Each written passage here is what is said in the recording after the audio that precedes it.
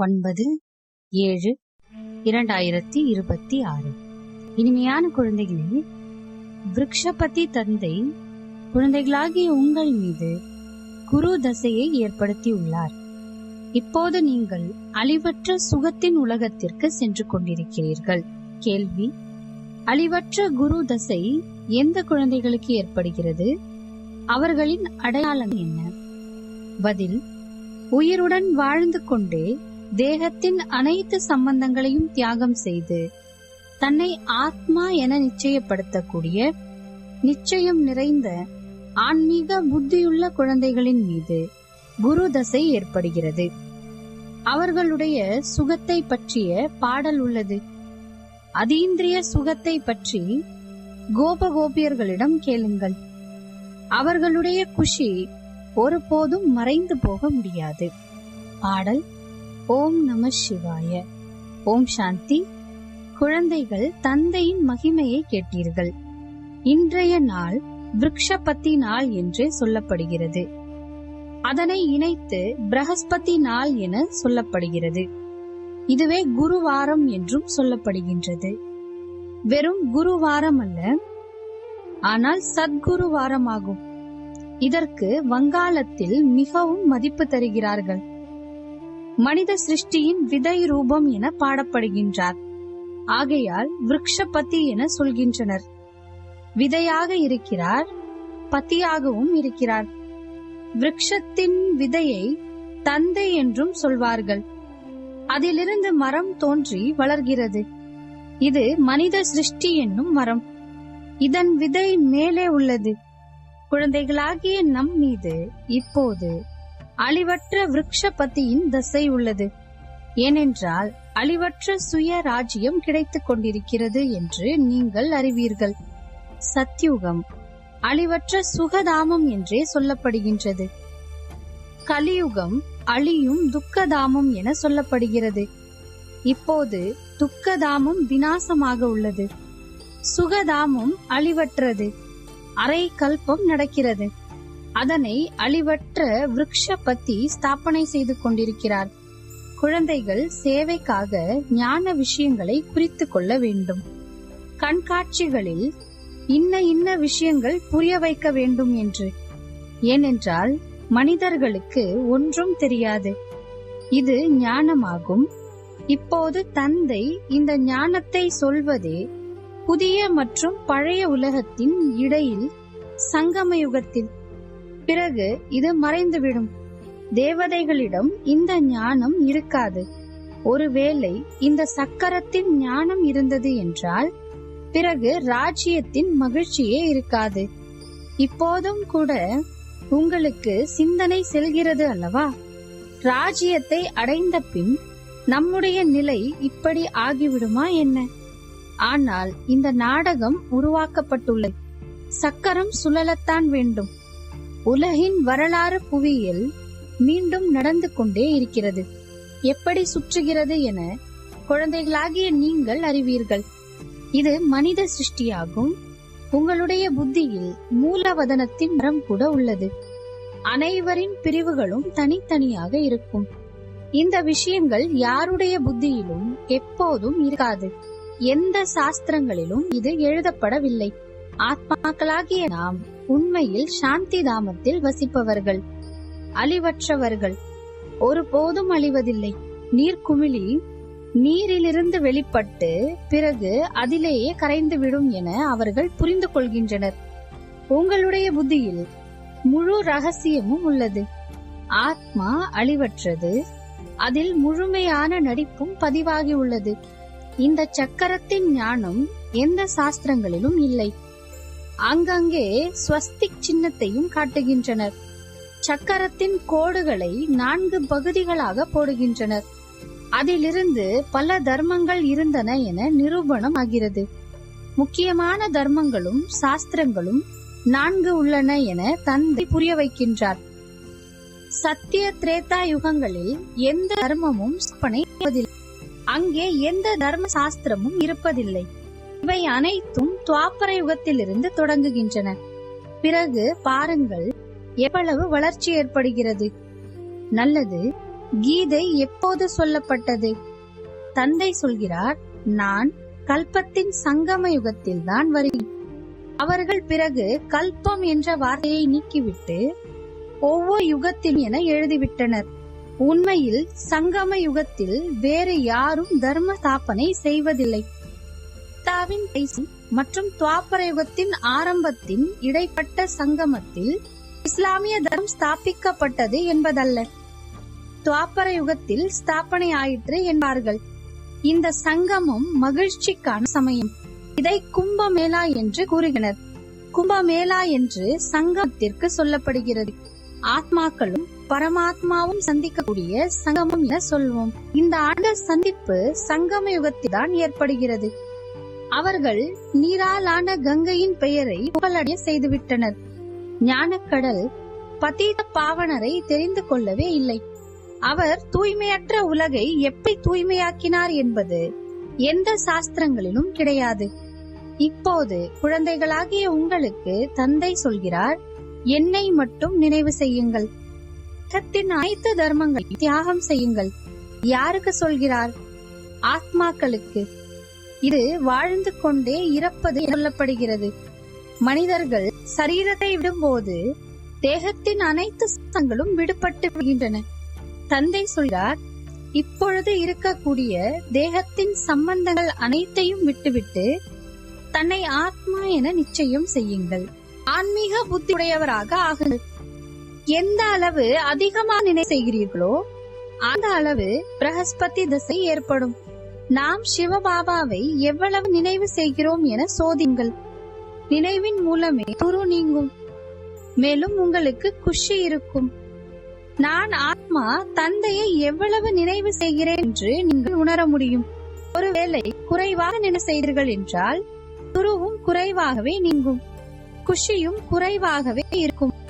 பதவியும் குறைவானதாக அடைவீர்கள். ஆத்மாதான் சத்தோச்சோ தமோ நிலையை அடைகிறது.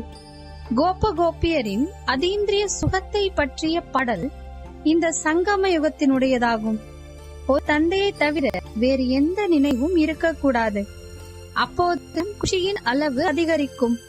நம் மீது பிரகஸ்பதியின் தசை அல்லது சத்குருவின் தசை இருக்கிறது. பிறகு எப்போதாவது குஷி மறைந்து விட்டது என்றால் பிரகஸ்பதி தசை மாறி ராகுவின் தசை அமர்விட்டது என.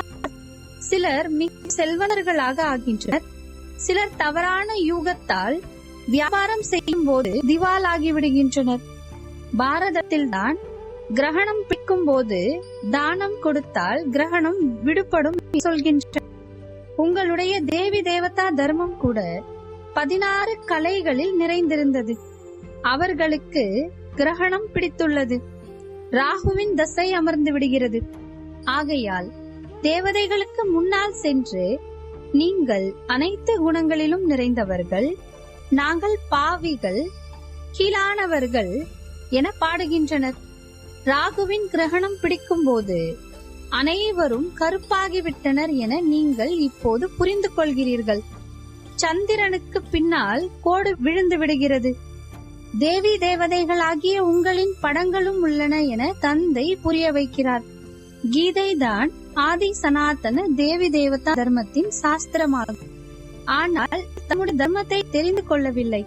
மதத்தவர்களுடைய மாநாடு நடத்துகின்றனர். நீங்கள் அங்கும் கூட புரிய வைக்க முடியும். இறைவன் எங்கும் நிறைந்தவர் அல்ல. அவர் எல்லைக்கு அப்பாற்பட்ட தந்தை. அவர் வந்து குழந்தைகளுக்கு ஆஸ்தி கொடுக்கிறார். சாது சந்நியாசி முதலானவர்களுக்கு ஆஸ்தி கிடைப்பதில்லை எனும் போது எப்படி ஒப்புக்கொள்வார்கள்? குழந்தைகளாகிய உங்களுக்கு தான் ஆஸ்தி கிடைக்கிறது. ஈஸ்வரன் எங்கும் நிறைந்தவர் அல்ல என்பதுதான் நிரூபிக்க வேண்டிய முக்கியமான விஷயமாகும். சிவ ஜெயந்தி நடக்கிறது. சிவ ஜெயந்தி என்றாலும் சரி, ருத்ர ஜெயந்தி என்றாலும் சரி, ருத்ரன் இந்த ஞான யஜ்யத்தை படைக்கிறார். அவர் சிவன் ஆவார்.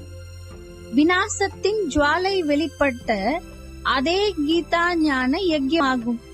எப்படி நிராகார தந்தை இந்த ருத்ர ஞான யஜ்யத்தை படைத்தார் என்று நடைமுறையில் நீங்கள் பார்க்கிறீர்கள். சாக்கார தந்தை, அதாவது பிரம்மா பாபா எதுவும் செய்ய, இது இலைக்கப்பாற்பட்ட யஜ்யமாகும். இதில் முழு பழைய பூதமும் ஸ்வாகா ஆக வேண்டியது. மற்றவை அனைத்தும் ஸ்தூலமான யஜ்யமாகும். எவ்வளவு இரவுக்கும் பகலுக்குமான வித்தியாசம் அது. இது ருத்ர ஞான யஜ்யமாகும். விநாசமும் தந்தை சொல்கிறார். நீங்கள் தேர்ச்சி அடையும் போது, முழுமையான யோகியாக ஞானாக ஆகிவிடும் போது, பிறகு உங்களுக்காக புதிய உலகம் சொர்க்கம் தேவை. நரகம் கண்டிப்பாக நாசமாக வேண்டும். ராஜஸ்வ அஸ்வமேத என்னும் வார்த்தையும் சரியாக உள்ளது. குதிரையை அர்ப்பணம் செய்கின்றனர். உண்மையில் இது உங்களுடைய ரதமாகும். ஒரு தக்ஷ பிரஜாபதியின் யஜ்யத்தையும் உருவாக்குகின்றனர். அதன் கதையும் உள்ளது. நமக்கு விருட்சபதியாகிய தந்தை படிப்பித்துக் கொண்டிருக்கிறார் என்று குழந்தைகளாகிய உங்களுக்கு எவ்வளவு குஷி இருக்க வேண்டும். நம் மீது இப்போது பிரகஸ்பதியின் தசை உள்ளது. நம்முடைய நிலை மிகவும் நன்றாக உள்ளது. பிறகு போக போக பாபா நாங்கள் குழம்பி விட்டோம் என்று எழுதுகின்றனர். முதலில் நாங்கள் மிகவும் குஷியாக இருந்தோம். ஆனால் இப்போது என்ன ஆயிற்று என தெரியவில்லை. இங்கே வந்து தந்தையினுடையவராக ஆவது என்பது பெரிய யாத்திரையாகும். அங்கே தீர்த்த யாத்திரையில் செல்லும் போது எவ்வளவு செலவு செய்கின்றனர். இப்போது இங்கே தானம் செய்யக்கூடிய விஷயம் எதுவும் இல்லை. இதில் கொஞ்சம் கூட பணம் செலவு செய்யக்கூடாது. அது ஸ்தூலமான யாத்திரை. உங்களுடையது ஆன்மீக யாத்திரையாகும். ஸ்தூல யாத்திரையினால் எந்த லாபமும் கிடையாது. பாடலும் உள்ளதல்லவா, நாலாபுறங்களிலும் சுற்றி அலைந்த போதும் பிறவி பிறவியாக பிரிந்திருந்தோம். எவ்வளவு எண்ணற்ற யாத்திரைகள் செய்திருப்போம் என இப்போது நீங்கள் புரிந்து கொள்கிறீர்கள். எங்காவது ஓரிடத்திற்கு மனிதர்கள் கண்டிப்பாக செல்கின்றனர். ஹரித்வாரில் கங்கைக்கு கண்டிப்பாக செல்கின்றனர். பதீத்த பாவனி கங்கை என புரிந்து கொள்கின்றனர் அல்லவா? இப்போது நீங்கள் உண்மையிலும் உண்மையான ஞான கங்கைகளாக இருக்கிறீர்கள். உங்களிடமும் கூட பலர் வந்து ஞான ஸ்நானம் செய்கின்றனர். பாபா புரிய வைத்திருக்கிறார், சத்குரு ஒரே ஒருவர் ஆவார். அனைவருக்கும் சத்கதி வழங்கும் வள்ளல் ஒரு சத்குருவை தவிர வேறு எந்த குருவும் கிடையாது. நான் கல்பந்தோறும் சங்கம யுகத்தில் வந்து உங்களுக்கு சத்கதி கொடுத்து பூஜாரியிலிருந்து பூஜைக்குரியவர்களாக ஆக்குகிறேன் என தந்தை சொல்கிறார். பிறகு நீங்கள் பூஜாரிகளாக ஆகி துக்கம் மிக்கவர்களாக ஆகிவிடுவீர்கள். கூட இப்போது தெரிந்துள்ளது. நம்முடைய ராஜ்யம் அரை கல்பம் நடக்கும். பிறகு துவாபர யுகத்தில் தேவி தேவதைகளாகிய நாமே விகார மார்க்கத்தில் சென்று விடுகிறோம். ராவண ராஜ்யம் தொடங்கும் போதுதான் விகார மார்க்கம் தொடங்குகிறது. அதனுடைய அடையாளங்களும் உள்ளன. ஜெகநாத்தின் கோவிலுக்கு சென்றீர்கள் என்றால் உள்ளே கருப்பான மூர்த்தி இருக்கிறது. வெளியே தேவதைகளின் அழுக்கான சித்திரங்கள் உள்ளன. அந்த சமயம் தனக்கும் இது என்ன என்பது புரியவில்லை என பிரம்மாவும் கூறுகிறார். விகாரம் மிக்க மனிதர்கள் விகாரம் மிக்க பார்வையில் பார்ப்பார்கள். ஆக தேவதைகளும் விகாரிகளாக இருந்தனர் என புரிந்து கொள்கின்றனர். தேவதைகள் வாம மார்க்கத்தில் சென்றனர் என எழுதப்பட்டுள்ளது. உடையும் கூட தேவதைகளுடையதை கொடுத்துள்ளனர்.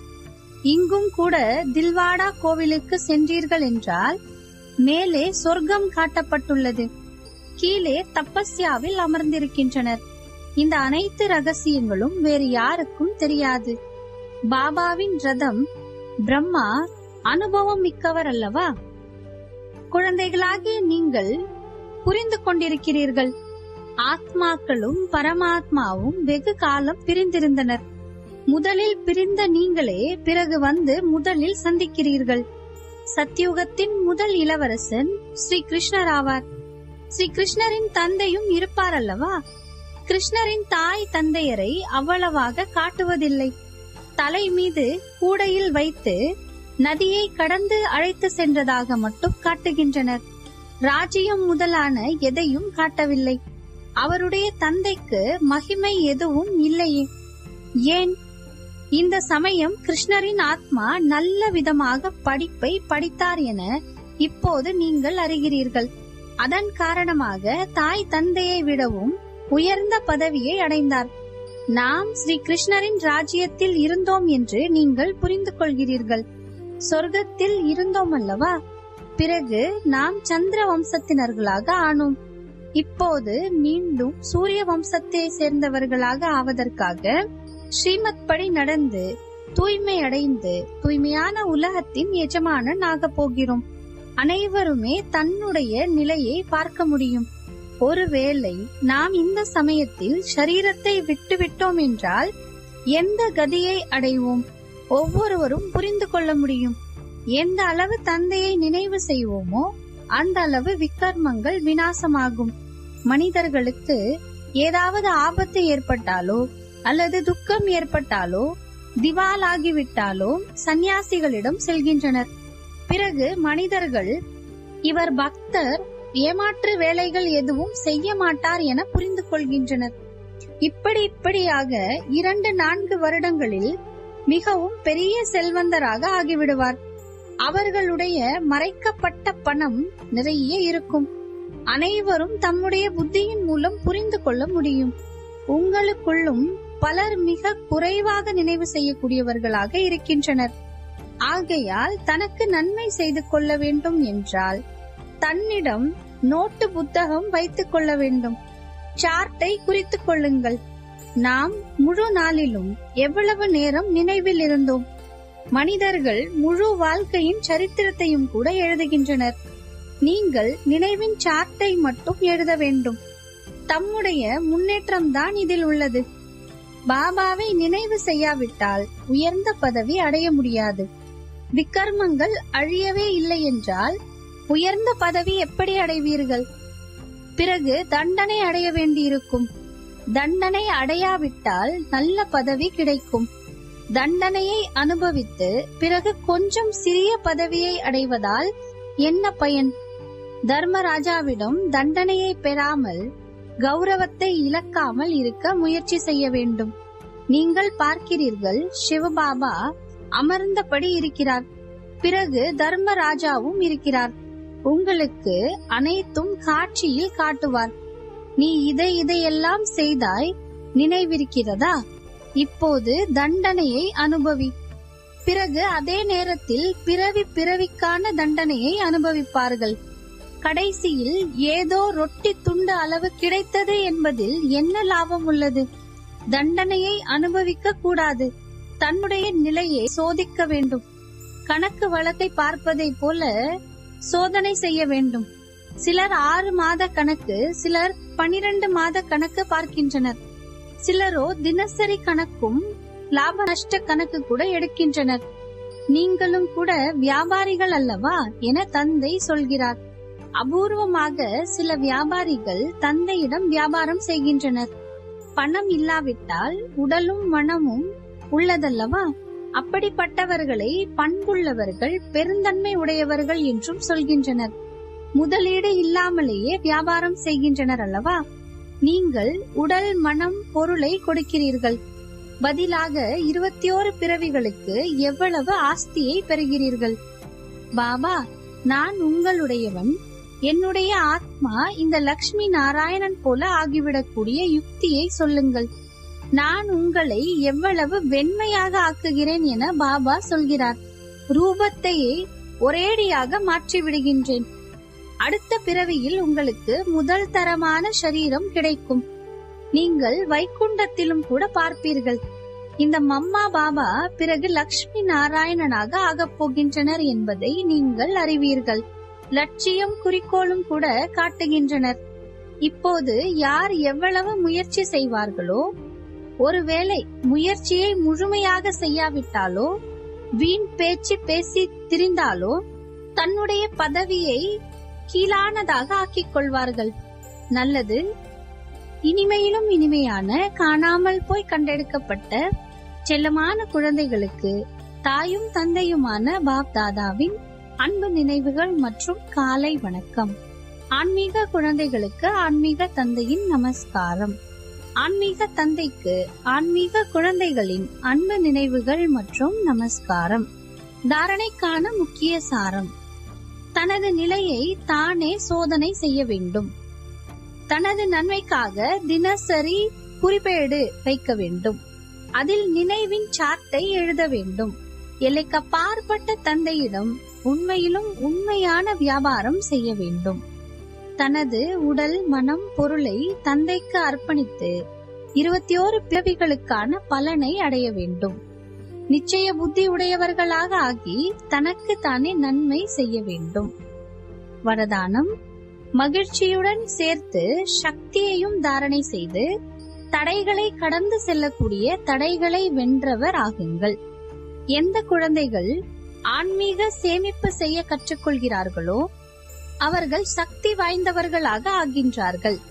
இப்போது சம்பாதித்து இப்போதே அதை மற்றவர்களுக்கு பகிர்ந்து கொடுத்துவிட்டு அதை தங்களுக்குள் உள்வாங்கிக் கொள்ளவில்லை என்றால், அதாவது சேமிக்கவில்லை என்றால் சக்தி நிலைக்காது. அங்கு வெறும் பகிர்ந்து கொடுத்த அல்லது தானம் செய்த மகிழ்ச்சி மட்டுமே எஞ்சியிருக்கும்.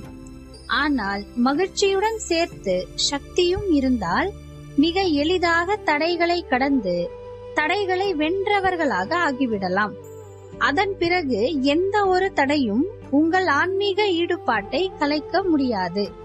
எனவே முகத்தில் எப்படி மகிழ்ச்சியின் ஒளி தெரிகின்றதோ அப்படி சக்தியின் ஒளியும் தெரிய வேண்டும். ஸ்லோகன்: சூழ்நிலைகளை கண்டு பயப்படுவதற்கு பதிலாக அவற்றை ஒரு ஆசிரியராக கருதி அவற்றிலிருந்து பாடத்தை கற்றுக்கொள்ளுங்கள். அவ்யக்த இஷாரா: ஜுவாலா ஸ்வரூப ஸ்திதியில் இருந்து சக்திசாலி நினைவின் அனுபவம் செய்யுங்கள். இறுதியில் வந்து அதிவேகமாக முன்னேறும் ஆன்மீக முயற்சி என்பது ஜுவாலா ஸ்வரூபத்தின் மூலமாகத்தான் இருக்க முடியும். பாண்டவர்களின் காரணமாகவே யாதவர்கள் தடுத்து நிறுத்தப்பட்டுள்ளார்கள். பாண்டவர்களின் உயர்ந்த கண்ணியம் மற்றும் ஆன்மீக கண்ணியத்தின் நிலை யாதவர்களின் கவலை நிறைந்த சூழ்நிலைகளை முடிவுக்கு கொண்டு வரும். எனவே உங்களுடைய ஆன்மீக கண்ணியத்தின் மூலம் கவலையுற்ற ஆத்மாக்களுக்கு அமைதி மற்றும் நிம்மதி என்ற வரதானத்தை வழங்குங்கள். ஜுவாலா ஸ்வரூபம் என்றால் லைட் ஹவுஸ் மற்றும் ஒயிட் ஹவுஸ் நிலை என்பதை புரிந்து கொண்டு இதே ஆன்மீக முயற்சியில் நிலைத்திருங்கள். ஓம் சாந்தி.